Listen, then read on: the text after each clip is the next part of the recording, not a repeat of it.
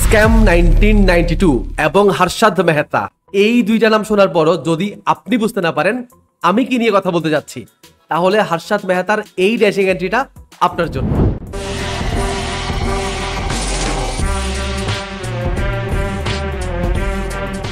এইবার আশা রাখি আপনি হর্ষদ মেহতাকে ঠিকঠাক ভাবে চিনে গেছেন। ইন্ডিয়ান স্টক মার্কেটে 1992 সালে একটা স্ক্যাম হয়, আর এই স্ক্যামের নায়ক বলেন আর ভিলেন সবই ছিল হর্ষদ শান্তিলাল মেহতা নামের একজন মানুষ। পরবর্তীতে 2020 সালে এই ঘটনাকে বেস করে ইন্ডিয়াতে একটা ওয়েব সিরিজ তৈরি হয়, আর এই ওয়েব সিরিজের কারণেই মেইনলি স্ক্যাম 1992 ঘটনাটা পুরা দুনিয়ার সামনে উঠে আসে। হর্ষদ মেহতা ছিলেন বেসিক্যালি একজন স্টক মার্কেট ব্রোকার। সে স্টক মার্কেটে একজন ব্রোকার হিসেবে তার ক্যারিয়ার শুরু করলেও পরবর্তীতে সে নিজের স্টক ট্রেডিং বিজনেসও শুরু করে।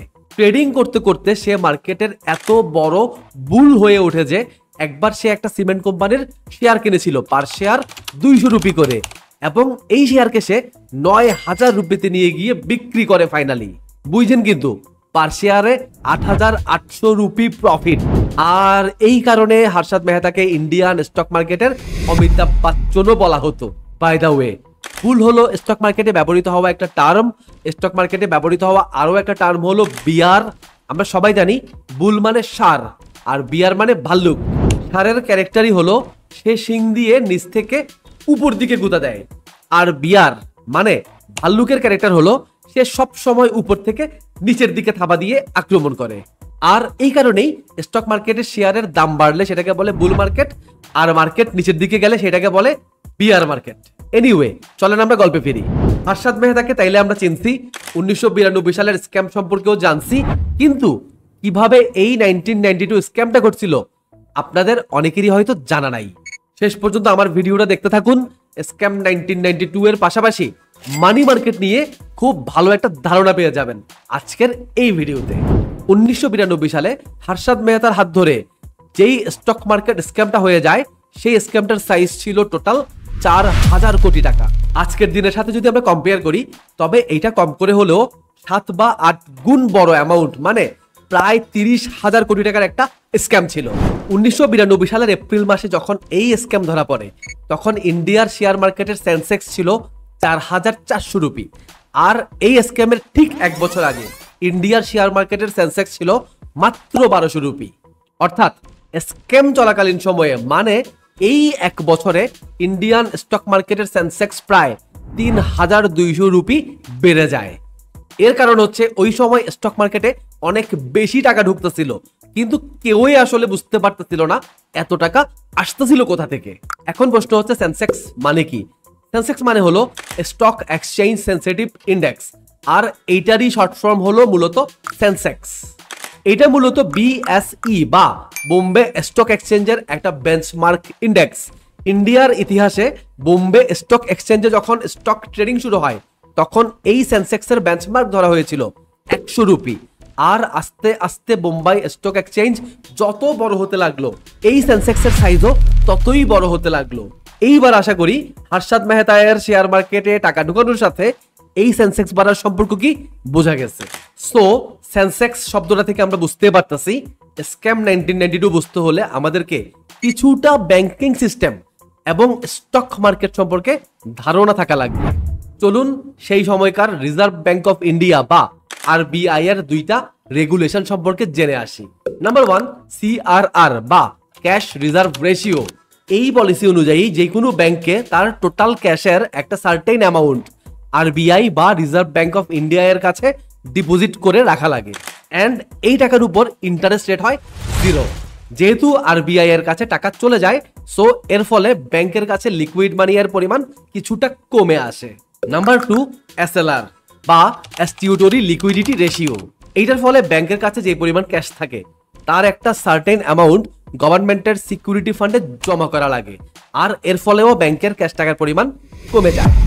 আর এই সিস্টেমের কারণে অনেক ব্যাংকের কাছে যথেষ্ট পরিমাণ ক্যাশ অ্যামাউন্টের শর্টেজ দেখা দিত, আর যেখানেই প্রবলেম সেখানেই তো বিজনেস। সো এইরকম সিচুয়েশন থেকে বের হয়ে আসার জন্য ব্যাংকিং সিস্টেমের ভেতর একটা নিউ মার্কেট ক্রিয়েট হয়। অর্থাৎ সিআরআর বা এসএলআর সিস্টেমের কারণে যে সমস্ত ব্যাংকের লিকুইড মানি কম হয়ে যায় তারা অন্য যেসব ব্যাংকে ইনাফ পরিমাণ ক্যাশ ডিপোজিট আছে তাদের কাছ থেকে শর্ট টার্মের জন্য লোন নেওয়া শুরু করে। আর এটাকে ব্যাংকিং এর ভাষায় বলে রেডি ফরওয়ার্ড ডিলস। এই রেডি ফরওয়ার্ড ডিলসে যেটা হইতো তা হলো, ধরুন ব্যাংক এ যার কাছে ক্যাশ নাই কিন্তু ক্যাশ টাকা দরকার, ওদিকে ব্যাংক বি যার কাছে অতিরিক্ত ক্যাশ টাকা পড়ে আছে এবং আপাতত দরকার নাই, সে ব্যাংক এ কে একটা নির্দিষ্ট ইন্টারেস্ট রেটের বিনিময়ে শর্ট টাইমের জন্য লোন হিসেবে দিত। বোঝার সুবিধার্থে আবারও বলি, ধরেন আমার কাছে যথেষ্ট পরিমাণ ক্যাশ নাই, এদিকে আপনার হাতে অনেক টাকা ক্যাশ পড়ে আছে, তো আমি আপনার কাছ থেকে আমার প্রয়োজন মেটানোর জন্য একটা শর্ট টাইমের লোন নিলাম। এটাকে মেইনলি ব্যাংকিং এ রেডি ফরওয়ার্ড ডিলস বলা হয়। এখন প্রশ্ন হচ্ছে, একটা ব্যাংক আরেকটা ব্যাংকে কিসের ভরসায় লোন দিবে? টেনশন নাই, ভরসা আছে ভাই। ওই যে একটু আগে গভর্নমেন্ট সিকিউরিটিজ এর কথা বলতেছিলাম, খেয়াল আছে? আর গভর্নমেন্ট সিকিউরিটিজ এর ভরসায় ব্যাংক বি ব্যাংক এ কে ক্যাশ টাকা লোন হিসেবে দিয়ে দিত। আবার ব্যাংক এ যখন ব্যাংক বি কে সুদ সহ লোনের টাকা ফিরাই দিত, ব্যাংক বি তখন ব্যাংক এ কে তার সিকিউরিটিজ ফেরত দিয়ে দিত। এখানে যেই ব্যাংক লোন দেয় তাকে বলে লেন্ডার ব্যাংক, আর যেই ব্যাংক লোন নেয় তাকে বলে বড়োয়ার ব্যাংক। 1992 সালে তখনও অনলাইন সিস্টেম চালু না হওয়ার ফলে ব্যাংকিং সিস্টেমের সবকিছুই করা হতো ফিজিক্যাল ওয়েতে, মানে পেপারের মাধ্যমে। তো গভর্নমেন্ট সিকিউরিটিজের অস্তিত্ব তখন পেপারের মাধ্যমেই ছিল। অ্যান্ড একটা ব্যাংক যখন আরেকটা ব্যাংকের কাছে গভর্নমেন্ট সিকিউরিটি মর্টগেজ হিসেবে রাখতো, তখন এক ব্যাংক আরেক ব্যাংকের কাছে গভর্নমেন্ট সিকিউরিটিজের সব পেপার দিয়ে আসতে হতো। আর এইটা ওই সময় খুব ঝামেলাপূর্ণ একটা কাজ ছিল। আর এই ঝামেলা থেকে মুক্তি পেতে ব্যাংকিং সিস্টেমের ভেতর নতুন একটা ডকুমেন্ট প্রচলন হয়। আর এই নতুন ডকুমেন্টের নাম হলো বিআর, মানে ব্যাংক রিসিপ্ট। এত হয়তো কি বড়োয়ার ব্যাংক ল্যান্ডার ব্যাংকে গভর্নমেন্ট সিকিউরিটিজের বদলে একটা ব্যাংক রিসিপ্ট দিয়ে আসতো। এই বিআরটা বা ব্যাংক রিসিপ্টটা ছিল মূলত একটা কমিটমেন্ট ফ্রম বড়োয়ার bank to lender bank. Commitment কিছুটা এরকম, আমার কাছে কিছু সিকিউরিটিজ আছে যেগুলো তোমার কাছে মর্টগেজ রাখতে যাচ্ছি এবং দরকারে এই সিকিউরিটিজ তোমার কাছে পৌঁছে দেব। সো বেসিক্যালি এই বিআর রেডি ফরওয়ার্ড ডিলের কমপ্লেক্সিটিকে কমিয়ে আনছিল। অর্থাৎ রিয়েল সিকিউরিটিজ এক্সচেঞ্জ না করেই জাস্ট একটা বিআর এর মাধ্যমেই একটা রেডি ফরওয়ার্ড ডিল করে ফেলা সম্ভব ছিল। আর এই জায়গাতেই মূলত হর্ষাদ মেহতা স্ক্যামিংটা করে বসে। মেইনলি ব্যাংকিং সিস্টেমের একটা লুপ থেকেই হর্ষাদ মেহতার হাত দিয়ে ঘটে গিয়েছিল স্ক্যাম 1992। আর সেই লুপটাই হলো এই বিআর সিস্টেম। ওই সময় এত বেশি রেডি ফরওয়ার্ড ডিল হতো যে একটা বাইং ব্যাংকের সাথে একটা সেলিং ব্যাংকের কানেকশন করে দিতে একজন ব্রোকারের দরকার পড়তো।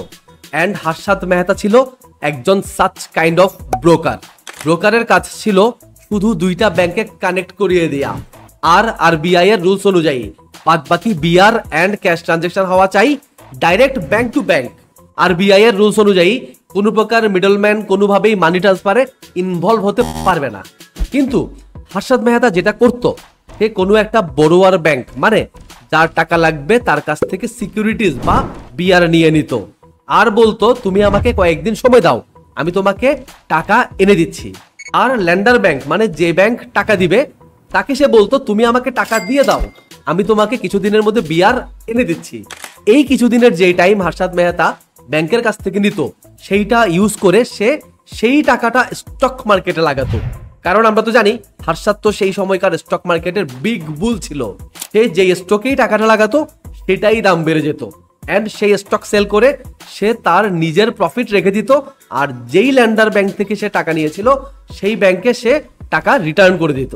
এরপর সে আরেক ল্যান্ডার ব্যাংক থেকে টাকা নিত এবং যেই বড়োয়ার ব্যাংক থেকে ইতিমধ্যে সে বিআর নিয়ে রাখছে তাকে ওই টাকাটা দিয়ে দিত। আর এভাবেই সে ব্যাংকিং সিস্টেমের ভেতর একটা লুপ ক্রিয়েট করে তার হাতে থাকা টাকা দিয়ে স্টক মার্কেটে খেলে দিত। এইখানে আপনাকে দুইটা কথা না বললেই নয়। নাম্বার ওয়ান, হর্ষাদ মেহতা সবসময় বিভিন্ন কোম্পানির ইনসাইডার নিউজ বের করে ফেলতো। আর এই কারণেই সে জানতো কখন কোন শেয়ারের দাম উঠবে বা পড়বে। নাম্বার টু, হর্ষাদ মার্কেটের বিগ বুল হওয়ার কারণে ব্যাংকগুলা তাকে ভরসা করত। আর এই ভরসার ফলেই হর্ষাদকে অগ্রিম বিআর বা ক্যাশ টাকা দিয়ে দিত। মজার কথা এবং সত্য কথা হলো, হর্ষাদের এই ইলিগাল অ্যাক্টিভিটি সম্পর্কে ব্যাংকগুলা আসলে জানতো, কিন্তু তারা হর্ষাদকে কিছুই বলতো না, কারণ হর্ষাদের কাছ থেকে তারাও প্রফিট বানাচ্ছিল। এখন পর্যন্ত হর্ষাদ মেহতা যা করছে তার সব কিছুই ইলিগাল, কিন্তু সেই ইলিগালিটি এরও লিমিট ক্রস করে ফেলছিল। সে bank of Karad and metropolitan cooperative bank নামে দুইটা ব্যাংকের সিনিয়র ম্যানেজমেন্টের সাথে একটা ডিল করে বসে যে এই দুইটা ব্যাংকের নামে সে ফেক বিয়ার বানাবে এন্ড সেই বিয়ার দিয়ে অন্য ব্যাংক থেকে টাকা লোন নেবে। ফেক বিয়ার বলতেছি কারণ এই দুইটা ব্যাংক এত ছোট ব্যাংক ছিল যে তাদের আসলে কোনো গভর্নমেন্ট সিকিউরিটি দিচ্ছিল না। তো যেখানে সিকিউরিটি নাই সেখানে বিয়ার আসবে কোথা থেকে? আর সে এইভাবেই ফেক বিয়ার ইস্যু করেও প্রচুর টাকা লোন নিচ্ছে এন্ড ওই সমস্ত টাকা সে স্টক মার্কেটে ইনভেস্ট করছে এন্ড সেখান থেকে প্রফিট বের করে ব্যাংকের টাকা ব্যাংকে রিটার্ন করে দিচ্ছে। আর এভাবেই ইলিগাল ওয়েতে ব্যাংকের টাকা স্টক মার্কেটে চলে গেছে এন্ড স্টক মার্কেটের প্রাইস বেড়ে গেছে। এভাবেই 1992 সালে ইন্ডিয়ান স্টক মার্কেট ক্রেজি ভাবে বাড়া শুরু করেছিল।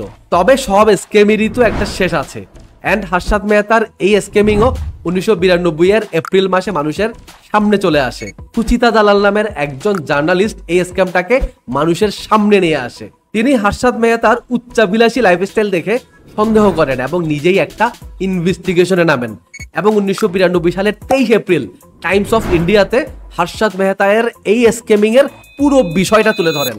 1992 এর এই স্ক্যাম সামনে আসার পর পুরা ইন্ডিয়াতে তোলপাড় শুরু হয়ে যায় আর হর্ষদ মেহতাকে গ্রেফতার করা হয়। আর জেলে থাকা অবস্থাতেই 1999 সালে একটা কার্ডিয়াক অ্যাটাকের ফলে তার মৃত্যু হয়ে যায়। হর্ষদ মেহতা এবং তার ফ্যামিলির যত অ্যাসেট ছিল সব সিজ করে ফেলা হয়।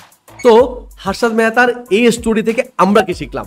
Don't go for shortcut.